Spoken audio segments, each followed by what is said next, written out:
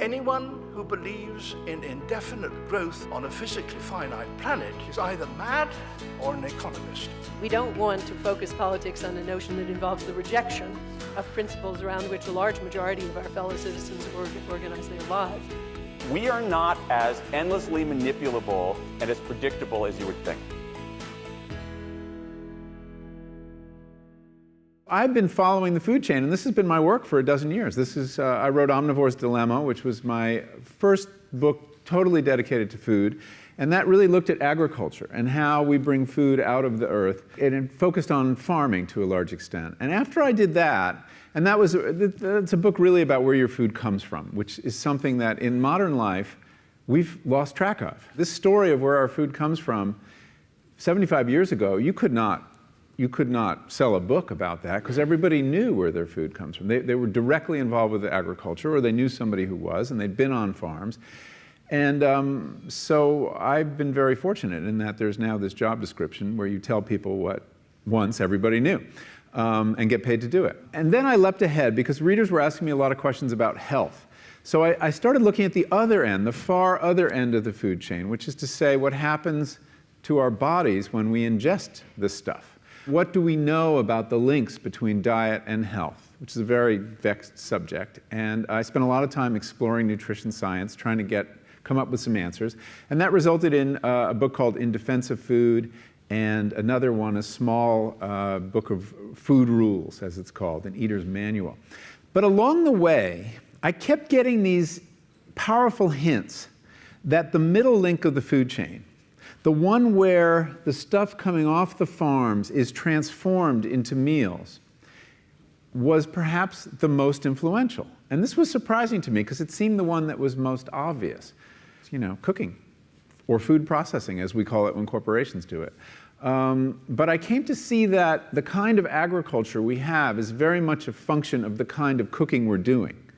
So that if you're letting fast food companies cook your food, you're going to have vast monocultures of corn and soya and animals in feedlots. And the reason is that fast food companies and other food processors drive down the cost of food relentlessly and force economies of scale and efficiencies, or what are called efficiencies, on farming. And I'll just give you one example. If you go to McDonald's, anywhere in the world, you will find French fries, or chips, as you call them, and you will find that they're always made from the same potato, the russet Burbank potato. This is a potato from America that's unusually long and difficult to grow, but that's what they want, because when you're McDonald's, you like those red boxes with a little bouquet of very long chips. It looks really good. And so they insist that all their potatoes be russet Burbanks, and they further insist that they have no blemishes at all. There's a very common defect of russet Burbank potatoes called net necrosis. And you've seen potatoes with a little brown line sometimes, or spots that come through it. Well, McDonald's won't buy them if your potatoes have that. And the only way to eliminate that is to eliminate an aphid. And the only way to do that is with a pesticide called Monitor that is so toxic that the farmers who grow these potatoes in Idaho won't venture outside into their fields for 5 days after they spray. And then when they harvest their potatoes, they have to put them in these atmosphere-controlled sheds the size of a football stadium because they're not edible for 6 weeks. They have to off-gas all the chemicals in them. So you see, the desire for a certain kind of chip leads to a certain kind of agriculture. But the other thing on the health side, when I started learning about nutrition, about which, by the way, much less is known than you might think, that the scientific understanding of nutrition is still very primitive. But I learned that what mattered most about one's health was not necessarily the nutrients, good or bad, that you were consuming or staying away from, or even the calorie counts. But what predicted a healthy diet more than anything else is the fact that it was being cooked by a human being and not a corporation. Corporations cook very differently than people do. They use vast amounts of salt, fat, and sugar, much more than you would ever use in your own cooking. And the reason they do that is those are three incredibly attractive and incredibly cheap ingredients. And when they're layered properly, as in a chip or various pastries and forms of junk food, they're incredibly addictive. And in fact, people in the industry, they don't talk about addiction in the food industry, even though they traffic in addiction. They talk about craveability. It's the same thing. And snackability is another term they use, which is a lovely word.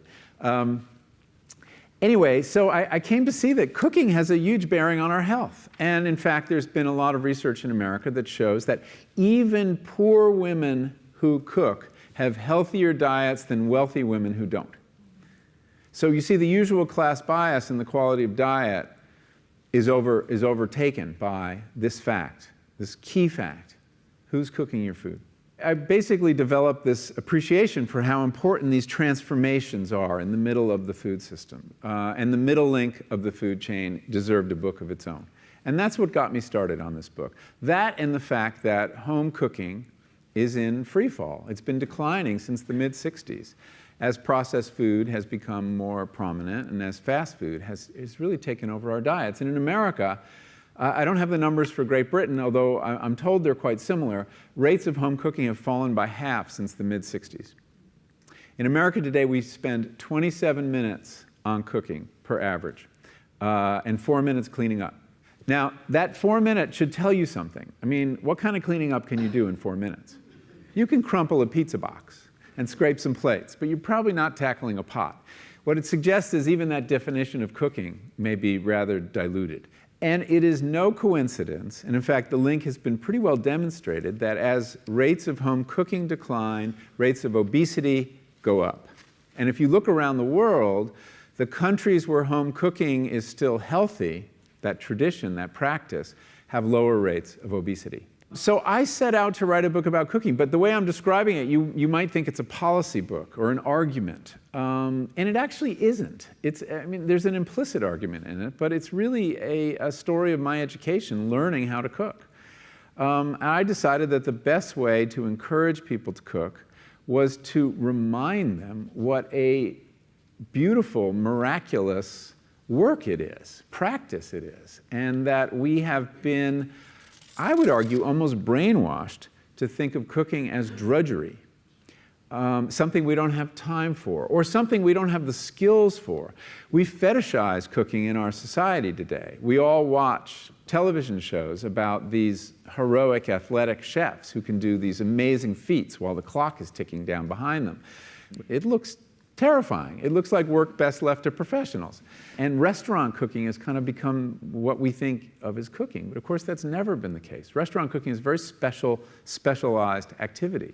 And that's not the bar. We're being daunted about cooking. And then you have the industry with marketing messages that are flattering our sense of busyness and implicitly telling us, you don't have time to cook. You're too important. You're a loser if you have time to cook. And that's, this is traditionally how marketing works. You create an anxiety, and then you create a solution. So I do tell the story of how we came to this in the United States, and how a culture of home cooking was dismantled, deliberately dismantled by the food industry. They wanted very much to insinuate themselves into our homes, into our families. And they have been doing this, or trying to do it, for more than 100 years. And then something interesting happens post-World War II. During World War II, the food industry worked with the government to come up with some amazing innovations to feed the troops, basically. They learned how to freeze dry food and make instant coffee and make powdered orange juice, and to simulate all kinds of foods and make them shelf stable. And after the war, they had all this wonderful technology that they wanted to sell to us. And they worked very hard. They redoubled their efforts to sell us processed food. They were resisted for a long time. When they marketed to women, who were doing most of the cooking, of course, women would say, well, of all the housework, cooking is actually the part I like best. It's my creative outlet. If someone can help with the ironing, great. But they kept at it. And their opening really came in the 60s and 70s, when women went to work in large numbers, and the feminist revolution took place. And what happened was very interesting there. And this could be easily misinterpreted, and it has been by some people, as blaming feminism for the collapse of home cooking. That's actually not what happened at all. What happened is that when feminism arrived on the scene and women were working, there was a very awkward conversation that unfolded on kitchen tables all over the West, which was, we need to renegotiate the division of labor in the home. And the food industry saw this wonderful opportunity. And they said, in effect, through their advertising, stop arguing. We've got you covered. We'll do it for you. We'll do the cooking. And the metaphor of this campaign, which took place in many companies over many years, was a Kentucky Fried Chicken, which took out billboards in the early 70s across America with a giant bucket of fried chicken, you know, the red thing with the 14 pieces of chicken popping out of the top, and just a 2-word slogan, women's liberation. It's very, very clever, because they redefined not cooking, which was kind of in disrepute before this, as the progressive thing to do, and forward-looking, and that we should industrialize our cooking, take it off the table at home. And men grabbed at this, and women grabbed at this, because it essentially solved a problem. Once again, create an anxiety, solve a problem. And that is, in large part, what happened. And women who weren't working, also, their rates of home cooking fell as well. So that's kind of how we got where we still are. They've gotten more and more clever. Processing, when we talk about processed food, there really are, 2 orders of processed food. I think it's important to distinguish. There is what is sometimes called hyper-processed or ultra-processed food. And then there's first-order processed food, which is, unobjectionable. I mean, freezing vegetables, is a terrific product. Canning tomatoes, milling flour. All these things, although we can talk about white flour, all these things, that's what processed food was until the last couple decades, when processing reached new heights of complexity and the ability to make whole, ready meals in great amounts. And I have to stress the problem, again, with this kind of cooking is that the kinds of ingredients, salt, fat, and sugar, key. Also, lots of food additives. As soon as you're cooking food en masse to have such a long shelf life, you need a lot of chemicals to keep it looking as though it were cooked more recently and closer by than it really was. So you have this whole range of chemicals, which actually, even though we've been lulled into thinking they're all right, there are serious questions about these dyes and these flavorings. And as we're learning about the gut microbiome and the importance of this interior fermentation in our large intestine to our health, there's starting to be very important questions raised about some of those food additives and what they do to the bacteria that we depend on. And then the last point about corporate cooking that's important to understand is they cook different stuff than you do at home. In general, they don't cook that well, but things like chips, they cook incredibly well. And here's a classic food that if you make it yourself, you have to wash the potatoes, you have to peel the potatoes, you have to slice the potatoes, you have to fry them in a lot of oil, you have to spatter your entire stovetop, you have to clean up, and then you have this pot of oil you have to get rid of. I mean, it's really difficult, and it's a pain. They're wonderful, but it's a pain. And if you make them yourself, you'll only eat them every 6 weeks, 2 months, because it's too much work. But when you let corporations cook for you, it's so simple and so inexpensive, and they're really good, that you will have them twice a day, as many people in America do. So you see the kinds of foods you end up with are these labor-intensive foods and desserts. These special occasion foods become everyday foods when we let industry cook for us. In the course of my research, I spent a lot of time with a food marketing consultant called Harry Balzer. And he is a man, wonderful name, isn't it?